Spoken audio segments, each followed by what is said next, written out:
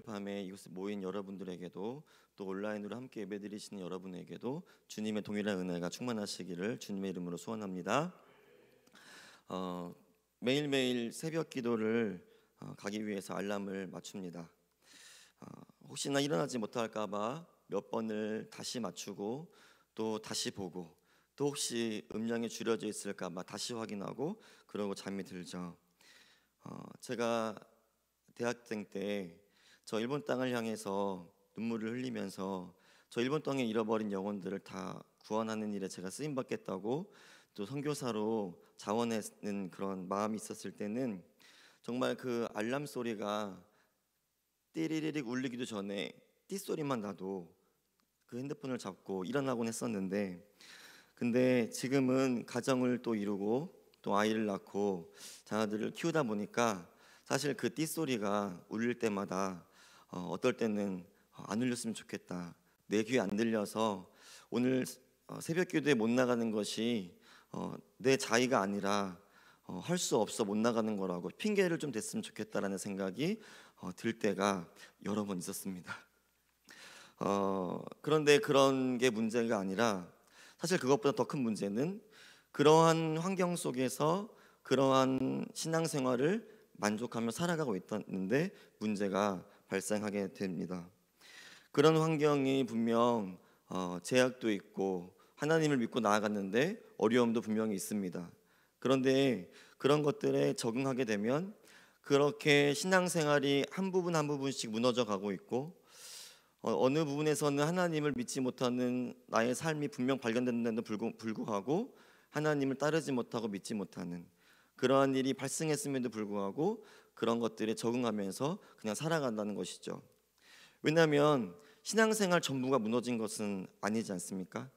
교회는 여전히 나오고 있고 또 예배는 여전히 잘 드리고 있고 하나님의 말씀을 게을리 읽는 것도 아니고 고작 새벽 기도 몇 번 빠졌다고 해서 고작 새벽 기도에 나가지 않고 싶은 마음이 나에게 들었다고 해서 저의 신앙생활이 전부 무너진 것 같다고 생각하지 않고, 그리고 또 예수님이 그러한 우리를 그러한 나를 저를 안타깝게 여기시리라고 분명 생각했기 때문에 사실 그렇게 적응하며 살아가곤 하는 것 같습니다. 그런데 하나님 안에 있으면 괜찮다고 또 믿음이 있으니까 괜찮다고 이렇게 얘기하는 것, 노력으로 가는 것도 아니고 새벽 예배 많이 드려가는 것도 아니라고 분명 여러 가지 좋은 핑계들이 나타나고 얘기하지만 사실 오늘 말씀을 준비하면서 그 작은 모습들이, 작은 신앙의 모습들이 얼마나 잘못된 것인가를 다시 한번 깨닫게 되는 것 같습니다. 오늘 본문을 묵상하고 설교를 준비하면서 제가 처음에 예수님을 믿었을 때는 분명히 있었던 것인데 잃어버린 것을 찾게 되었습니다. 분명 예수님을 믿을 때는 이게 있었는데 지금은 그게 어느새부턴가 사라져 버린 것이죠. 오늘 이 본문은 저와 여러분에게 너무나도 익숙한 본문이고 사실 이 본문으로 설교를 할 때 답은 여러분들이 이미 다 알고 계실지도 모르겠습니다. 그런데 오늘 이 본문을 저와 여러분이 한번 상고하면서 우리에게 잃어버렸던 것이 무엇인지, 다시 찾아야 되는 것은 무엇인지, 다시 처음 믿음으로 나아가려면 어떻게 해야 되는지를 한번 같이 찾아봤으면 좋겠다는 생각이 듭니다. 오늘 49절 말씀을 한번 같이 읽어보도록 하겠습니다. 시작. 아직 말씀하실 때에 회당장의 집에서 사람이 와서 말하되 당신의 딸이 죽었나이다. 선생님을 더 괴롭게 하지 마소서 하거늘. 네. 오늘 말씀은 띄워주셔도 괜찮습니다. 제가 잘 읽어드릴 테니까 성경이 있으신 분들은 성경을 펴고 같이 읽으시면 되겠습니다. 우리는 이 한 문장을 통해서 두 가지 사실을 확인할 수 있는데, 한 가지는 야이로의 회당장의 딸이 이미 죽었다라는 사실과, 그리고 이 예수님께서 그 회당장의 딸이 죽었음에도 불구하고 아직 여전히 누군가와 얘기를 하고 있다는 것입니다. 우리가 잘 알고 있는데 사실 이 장면을 생각하면 좀 아이러니한 장면이죠. 왜냐하면 예수님께서 지금 회당장 야이로의 딸을 고치시러 가시는, 목숨이 경각에 달린 딸을 고치시러 가는 도중에 해찰을 하게 됐는데, 해찰이라고 하면 좀 그렇지만 무리 때문에 그 시간도 길어졌고 그리고 결국에는 그 딸이 죽었다는 안 좋은 소식도 듣게 되었습니다. 그런데 예수님은 여전히 혈류증을 앓고 있던 그 여인과 여전히 대화를 계속하고 계셨다는 사실이죠. 누군가는 죽었는데 누군가는 살리시기 위해서 그렇게 시간을 쓰고 계시다는 겁니다. 사실 여기서 야이로가 어떤 생각을 했을까, 어떤 마음을 품었을까를 우리가 굳이 얘기하지 않아도 다 아실 수 있을 겁니다. 오늘 읽진 않았지만 40절, 41절에 보면 이 회당장인 야이로가 예수님에게 와서 자기의 딸이 하나밖에 없는데 그 외딸이 지금 죽어가고 있으니 그 딸을 좀 고쳐주십시오라고 얘기를 하고 있습니다. 그런데 이 회당장 야이로는 그 당시에 회당을 관리하고 예배를 주관하는 그런 사람이었는데 그 사람의 이름이 뜻이 그가 살리리라라는 이름을 가지고 있었답니다. 우리가 이 이름을 가지고 그 사람이 그가 살리리라는 이름을 가지고 있으면서도 그의 딸을 살리지 못하는 좀 역설적인 이런 모습을 가지고 있다. 또는 종교 지도자가 자기의 딸을 살리지 못하는 것 앞에서 정말 막연함 앞에서 죽음의 두려움 앞에서 예수님 앞에 무릎 꿇을 수 없는 그런 상태다라고 생각할 수 있지만 우리가 한 번 더 역사적인 일들을 생각해 보면서 이 말씀을 보시면 조금 더 예수님의 행동과 예수님의 말씀이 잘 드러날 것 같습니다. 예수님이 지금 계신 곳이 갈릴리 지역입니다. 이 갈릴리 지역뿐만 아니라 이 온 유대 나라가 사실 로마의 식민지로 이렇게 전락해 버렸죠. 그런데 갈릴리가 또 유대 땅이 로마의 식민지로 살고 있었습니다. 그래서 헤롯 왕이 왕이 됐고 그리고 헤롯 왕이 죽은 다음에는 그것이 로마의 총독이 유대의 왕으로 되면서 그 총독들이 이제 왕을 거기서 왕이 되어 가고 있었습니다. 그런데 그런 일들 가운데 어떤 일이 있었냐면 예수님이 십자가에 못 박혀 돌아가신 다음에 주후 70년 경에 66년 경부터 시작된 종교 간의 갈등이 있었는데 당시 헬라파 로마인들이 있었고 로마 사람들이 있었고 그리고 유대인들이 있었습니다. 근데 그들이 전쟁을 하게 됐어요. 서로 종교적인 다툼이 있었지만 그것이 로마와 유대인들의 전쟁이 됐고 그리고 그것이 유대의 독립전쟁으로 발전이 돼서 로마와 싸우게 된 것입니다. 그런데 로마의 군이 당연히 강해서 이 유대에 있는 예루살렘이 함락되고 예루살렘 성이 다 무너지면서 이 전쟁은 끝이 났습니다. 다시 말하면 우리나라를 다시 한번 찾고자 했던 다시 한번 마지막 힘을 내어서 전쟁을 벌여보려고 했던 이 유대인들에게 더 이상의 희망이 없어졌다는 것이죠. 그러니까 지금 이 갈릴리 지역은 사실 예수님이 가셨을 때는 아마 AD 30년, 31년, 32년 경이었겠죠. 예수님이 공생의 사역을 시작하셨을 때니까.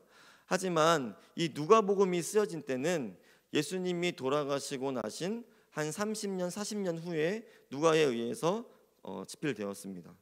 다시 말하면 지금 예수님의 이야기가 들려질 이때는 지금 야이로가 있고 지금 혈류증을 앓는 여인들이 고쳐지는 이 시대에는 사실 아직 전쟁이 일어날 때는 아닙니다.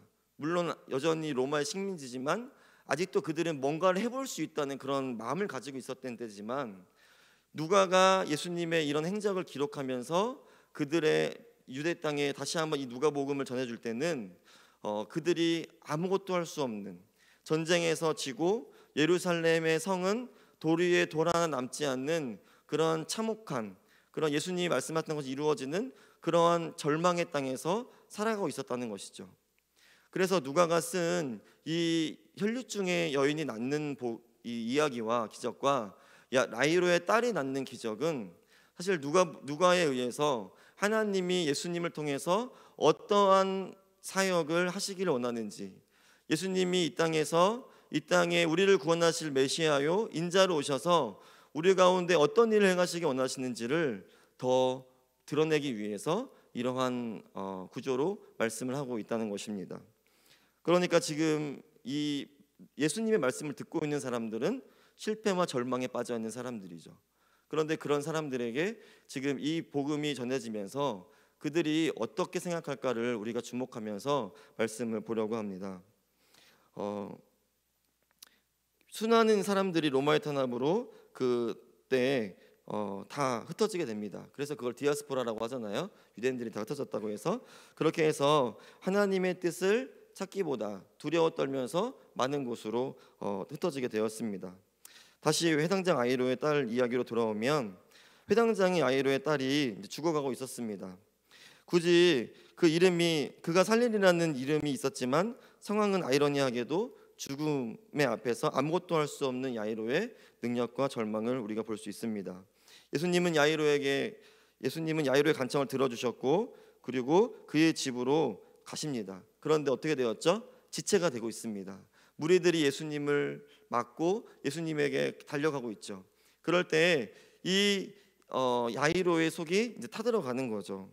그래서 몰려가면서 진짜 죽어가는 사람이 있어서 정말 빨리빨리 가야 되는 길임에도 불구하고 도중에 12년 동안 혈루증을 앓았던 이 여인을 또 만나게 되는 것입니다. 우리 43절, 44절, 45절에 보면 그 이야기가 나오는데 제가 읽어드리겠습니다. 이에 12회를 혈루증으로 앓은 중에 아무에게도 고침을 받지 못했던 여자가 예수의 뒤로 와서 그의 옷가에 손을 대니 혈루증이 즉시 그쳤더라. 예수께서 이르시되 내가 손을 댄 자가 누구냐 하시니 다 아니라 할 때에 베드로가 이르되 주여 무리가 밀려들어 미나이다. 예수께서 이르시되 내게 손을 댄 자가 있도다. 이는 내게서 능력이 나간 줄 알미로다 하신대. 아멘. 여자는 하혈을 하는 병을 앓고 있었습니다. 그런데 그 병을 12회 동안 그렇게 부정한 여인으로 살아야 했습니다. 근데 그러던 그녀가 예수님의 소문을 듣고 예수님을 만나게 됩니다. 그리고 무리 속에 뛰어들었습니다. 부정한 여인이 다른 사람과 접촉해서 부정을 옮기게 되면 옛날 구약의 정결법을 계속해서 시행하고 있던 그 당시에는 그 부정한 여인이 돌에 맞아 죽을 수도 있는 그런 위험에 처하는 것이었습니다. 그럼에도 불구하고 이 여인은 그 무리 속으로 파고들었고 그리고 예수님의 옷깃을 만지는 용기를 보여줍니다. 사실 이것은 예수님을 믿는다고 할 수는 없습니다. 그런데 자기의 간절함과 자기의 절박한 심정으로 예수님을 만지면 나을 거라는 그런 미신적인 믿음이 있었습니다. 사실 그렇게 해서 낫고 돌아갔다면 아마 이 여인은 병은 나았을지 몰라도 그 사람들에게 그 유대 땅에서 갈릴리 지역에서 여전히 살아갈 수 없는 몸은 나았지만 내가 몸은 12년 동안 몸은 나았지만 그러나 아마 공동체 회복과 또 사람들과의 교류는 여전히 할 수 없는 그런 톡박된 삶을 살 수밖에 없었을 것입니다. 그런데 예수님 말씀하시죠. 누군가 나에게 손을 댔고 분명 여기에 있다. 그러니까 예수님이 그렇게 말씀하시니까 이 여자가 이제 자기를 속일 수 없어서 이렇게 얘기를 합니다. 77절입니다.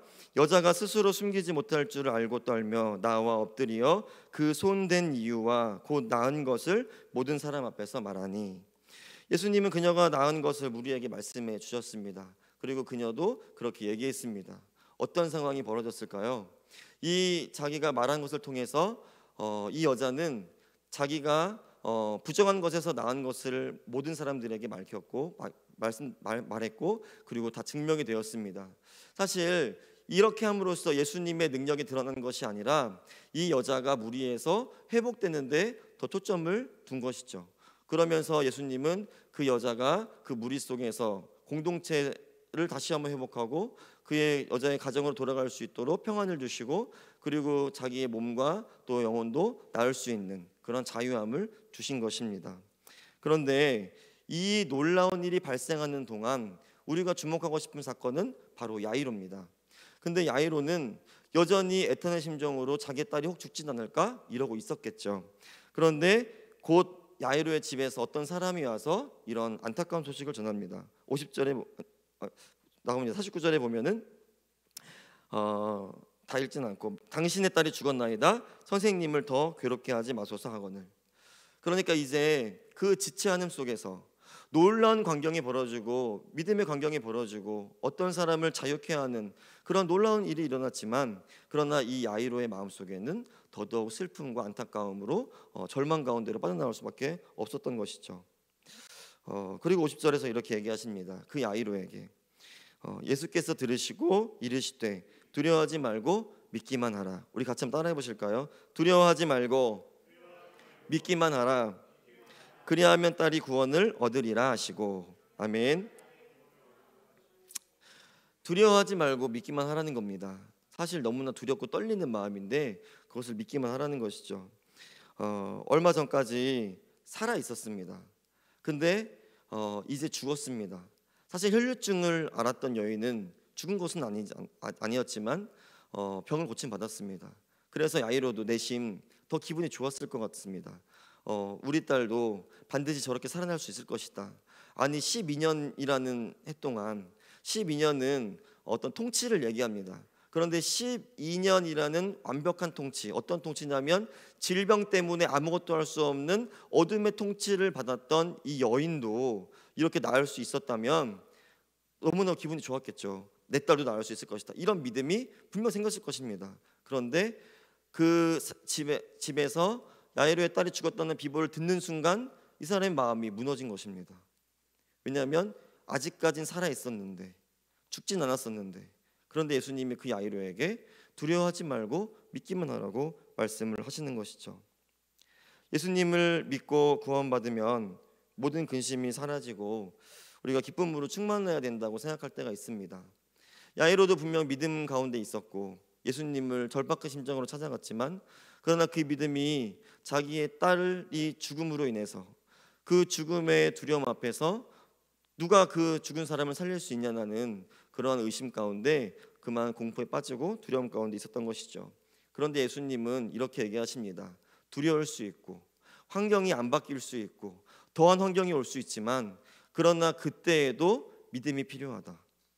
두려워하지 말고 믿기만 할 때가 있는 것이다라고 이야기합니다.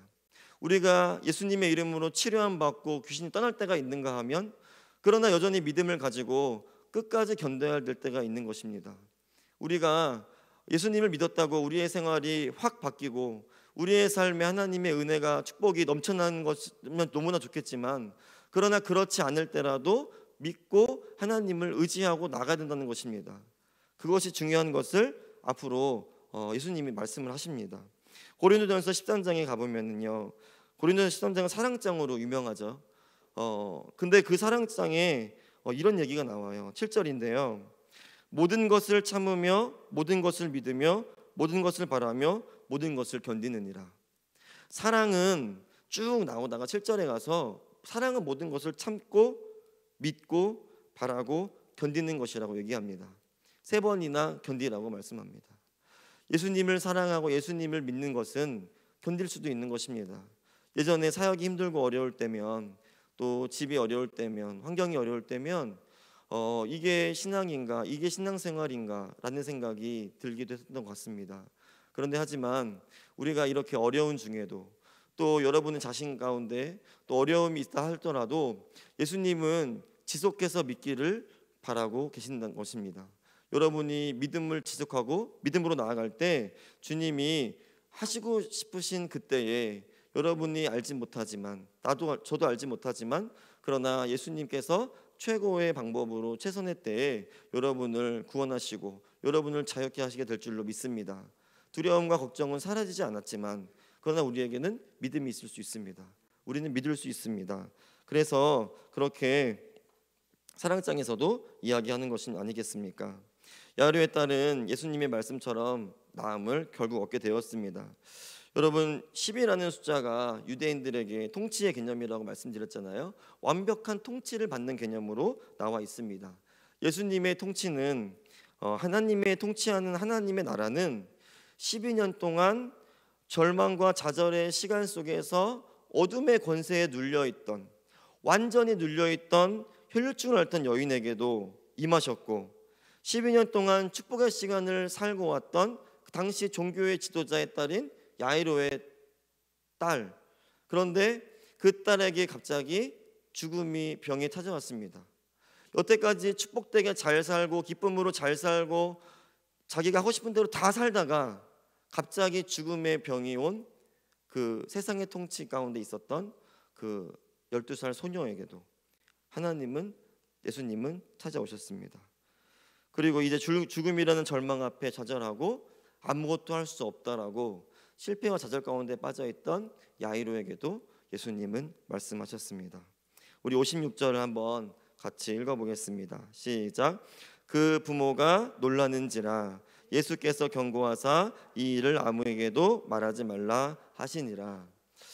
놀라지 말라라는 뜻은 놀랐다라는 말은 변했다라는 말을 의미합니다. 그러니까 막 놀랐다 이 소리가 아니라 그 사람들이 예수님의 그런 하심을 보고 놀라게 되었다, 변화되었다, 감화받았다 이런 얘기입니다. 여러분, 그렇다면 이 사람들이 나가서 예수님을 막 전하는 것이 옳지 않겠습니까? 그런데 여기서 누가는 이런 것들 더 강조해 쓴 것 같아요. 여기서 뭐라고 말씀하시냐면 아무에게도 말하지 말라고 하셨습니다. 12살 난 딸이 이제 살아났는데 그 12살 난 딸이 이제 12살이면 시집갈 나이가 됐다고 하는 그때인데요. 그 당시 유대 나이로요.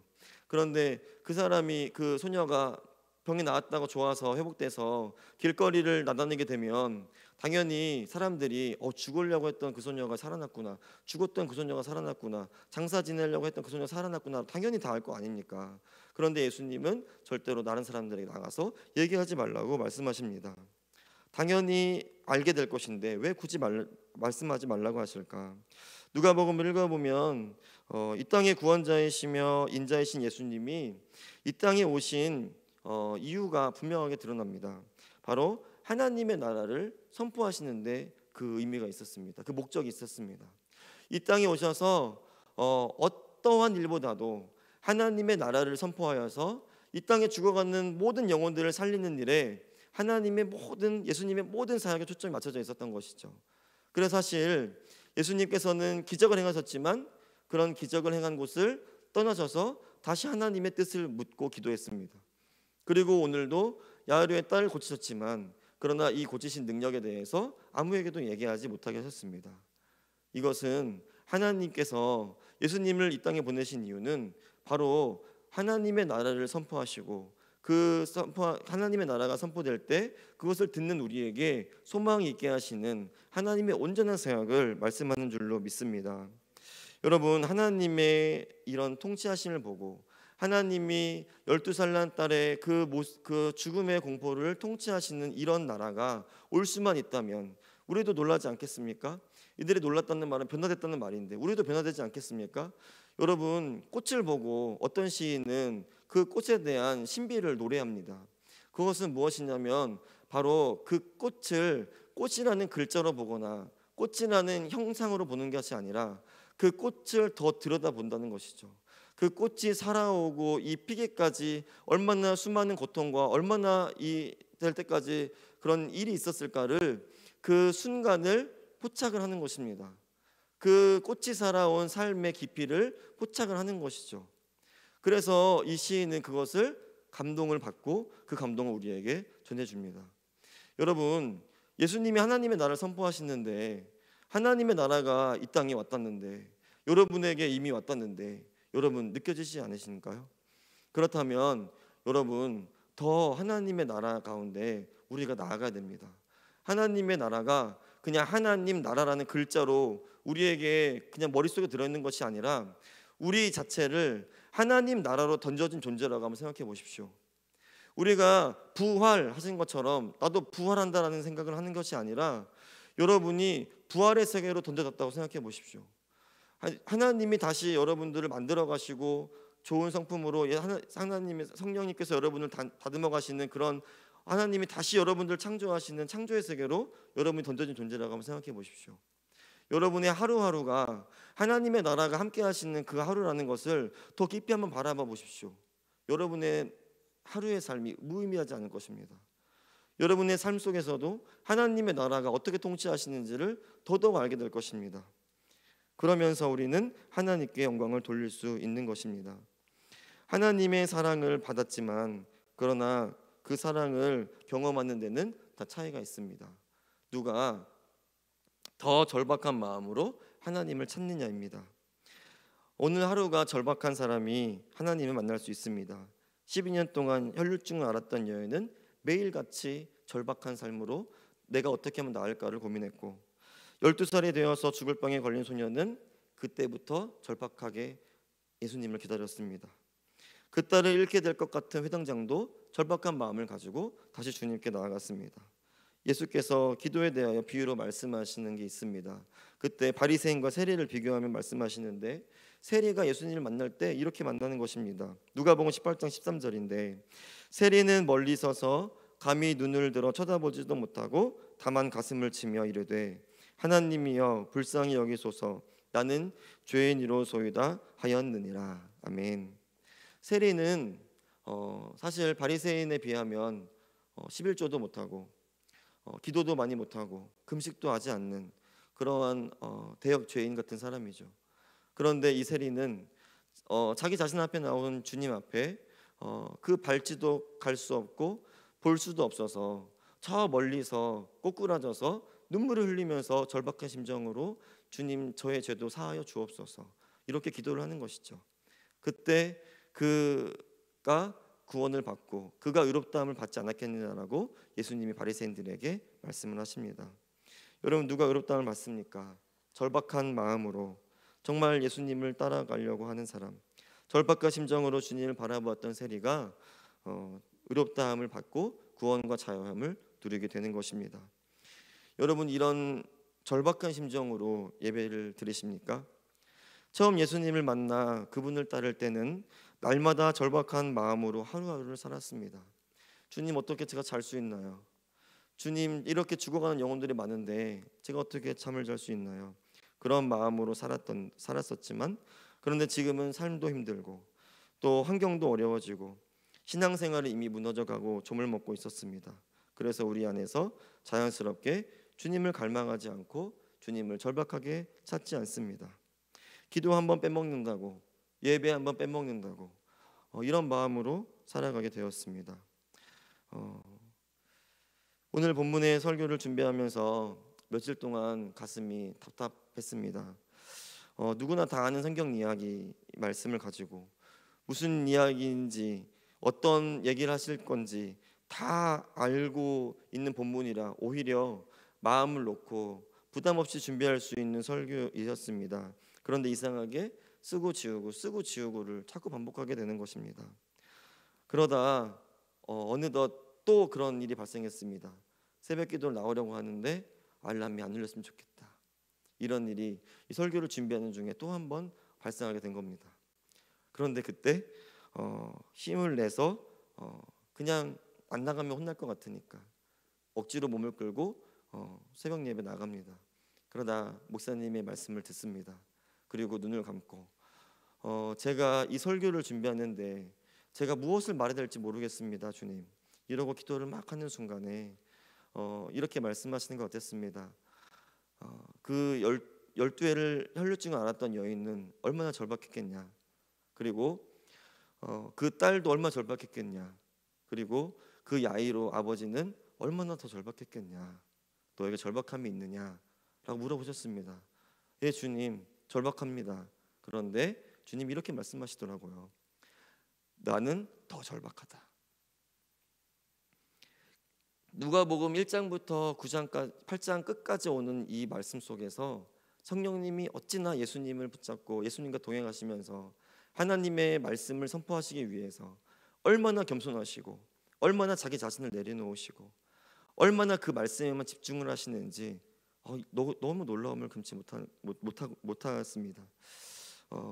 우리가 절박함을 가지고 있다고 생각하지만 우리가 절박함을 가지고 주님께 나아간다고 생각하지만 사실 주님이 우리를 향한 절박함, 예수 그리스도를 이 땅에 보내시고 예수님께서 이 땅에 있는 영혼 한 사람도 죽지 않고 한 사람도 영원한 사망에 들어가지 않고 온 인류를 향해서 구원의 메시지를 선포하라고 그렇게 예수님을 보내시고 그 절박함으로 그렇게 전지전능하신 주님이 자기의 모든 능력을 자랑치 않으시고 자기의 모든 의를 내보내지 않으시고 오로지 하나님의 나라만 드러나게 했던 그 겸손을 통해서 오늘 이 모습을 통해서 절박함뿐만이 아니라 오늘 그 이면에 보이는 하나님의 절박함을 경험하게 됩니다. 오늘 여러분들에게 이 하나님의 절박함이 느껴졌으면 좋겠습니다. 여러분 믿음이 뭡니까? 믿음은 이 하나님의 절박함을 아는 거라고 생각합니다. 십자가에서 죽으신 예수 그리스도 그리고 그 죽으신 예수 그리스도가 부활하신 그 목적이 정말 하나님의 나라의 복음 전파이고 그리고 나를 살리시고 나를 제자로 부르신 그 이유가 정말 하나님께로 나아가기 위함이라면 오늘 그 절박함이 우리의 것이 될 것이라고 믿습니다. 하나님 아버지의 절박함이 오늘 우리의 절박함이 되어서 오늘 우리가 살아가는 한 시간 한 시간이 정말 세상을 위해서 허비하는 인생이 아니라 정말 자기의 모든 생애를 바쳐서 자기의 모든 것을 바쳐서 주님을 찬양하고 주님께 모든 것을 드리기 원했던 사도 바울의 고백처럼 우리 모두의 인생이 그렇게 되어지는 귀한 축복이 있기를 주님의 이름으로 소원합니다. 기도하겠습니다.